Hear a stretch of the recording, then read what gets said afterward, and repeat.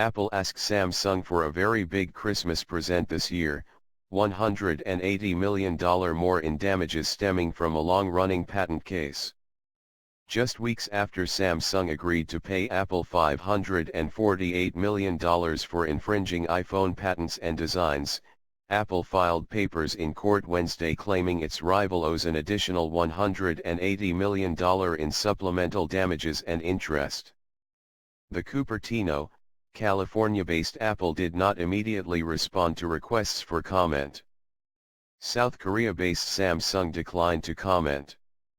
The news was first reported Thursday by patent expert Florian Mueller on his Foss Patents blog.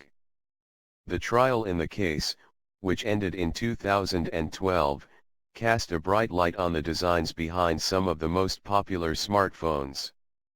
It captivated Silicon Valley and the tech industry because it exposed the inner workings of two notoriously secretive companies. A jury ultimately found that Samsung had violated key Apple patents and at the time came up with an award of more than $1 billion, which later got whittled down to almost half the amount. Samsung has appealed the case to the U.S. Supreme Court, arguing that it sets a precedent that could stifle innovation because it heightens companies' fears of legal challenges. The High Court hasn't decided whether to accept the case for review. Apple and Samsung last year agreed to bury the hatchet in overseas patent cases, but their U.S. suits have continued.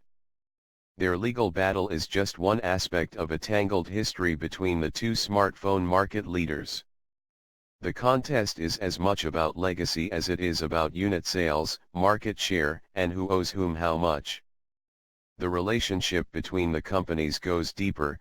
Samsung, for instance, has been a supplier of processors and screens for Apple's iPhones and iPads. So, the two companies continue to work as partners in some aspects despite being courtroom rivals at the same time.